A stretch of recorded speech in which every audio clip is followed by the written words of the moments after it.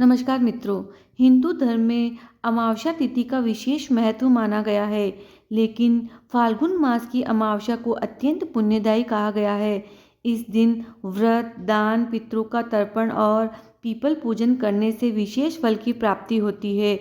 पुराणों में वर्णित एक कथा के अनुसार इस दिन किए गए व्रत और पूजन से न केवल पापों का नाश होता है, बल्कि अखंड सौभाग्य और सुख समृद्धि का आशीर्वाद भी मिलता है। आइए सुनते हैं फाल्गुन अमावस्या की ये प्रेरणादायक पौराणिक कथा।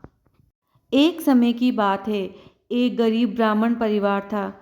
परिवार में पति, पत्नी और उनकी एक पुत्री थी। जीवन साधारण था, परंतु वे संतोषी और धार्मिक थे। समय बीत गया और उनकी पुत्री बड़ी होने लगी।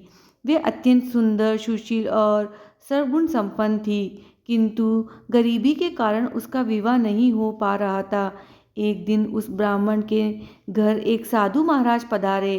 कन्या ने श्रद्धा और सेवा भाव से उनकी सेवा की। साधु महाराज अत्यंत प्रसन्न हुए। उन्होंने कन्या को दीर्घायु होने का आशीर्वाद दिया, लेकिन साथ ही बताया कि उसकी हथेली में विधवा योग है। ये सुनकर ब्राह्मण दंपत्ति अत्यंत चिंतित हो गए। उन्होंने साधु से उपाय पूछा। साधु महाराज ने ध्यान लगाकर बताया। कुछ दूरी पर एक गांव में सोना नाम की धोबिन रहती है। वे अत्यंत पतिव्रता और संस्कारी स्त्री है। यदि ये कन्या उसकी सेवा करे और वह अपने मांग का सिंदूर इस कन्या की मांग में लगा दे, फिर विवाह हो, तो इसका वैधव्य दोष मिट सकता है। ब्राह्मण दंपत्ति ने अपनी पुत्री को ये बात बताई।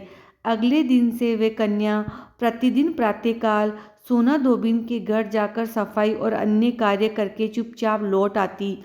कई दिनों तक सास बहू को पता नहीं चला कि ये काम कौन करता है। एक दिन निगरानी करने पर उन्होंने देखा, एक कन्या अंधेरे में आकर सेवा करती है। सोना धोबिन ने उसे रोका और कारण पूछा। तब कन्या ने साधु द्वारा कही गई सारी बात बता दी। सोना धोबिन पतिव्रता और तेजस्विनी थी। उसने सहायता के लिए सहमति दे दी। जिस दिन सिंदूर लगाने का निश्चय हुआ, उस दिन अमावस्या थी। जैसे ही सोना धोबिन ने अपने मांग का सिंदूर कन्या की मांग में लगाया, उसी क्षण उसके पति की मृत्यु हो गई। सोना धोबिन समझ गई कि ये उसी त्याग का परिणाम है। वे निराजल घर से निकली और निश्चय किया कि पीपल वृक्ष की 108 परिक्रमा करने के बाद ही जल ग्रहण करेगी। उसने ईंट के टुकड़ों से 108 बार भंवरी दी और 108 बार पीपल की परिक्रमा की। उसके बाद जल ग्रहण किया।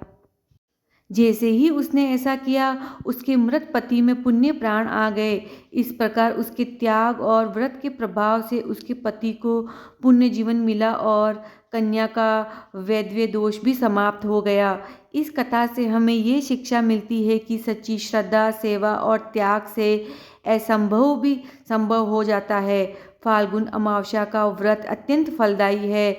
इस दिन पीपल की 108 परिक्रमा, भंवरी और गौरी गणेश पूजन करने से अखंड सौभाग्य की प्राप्ति होती है। पतिव्रता धर्म और निस्वार्थ सेवा का फल अवश्य मिलता है। अतः जो भी श्रद्धापूर्वक फाल्गुन अमावस्या का व्रत करता है, उसे सुख, समृद्धि और अखंड सौभाग्य का आशीर्वाद प्राप्त होता है। जय माता गौरी, जय श्री गणेश।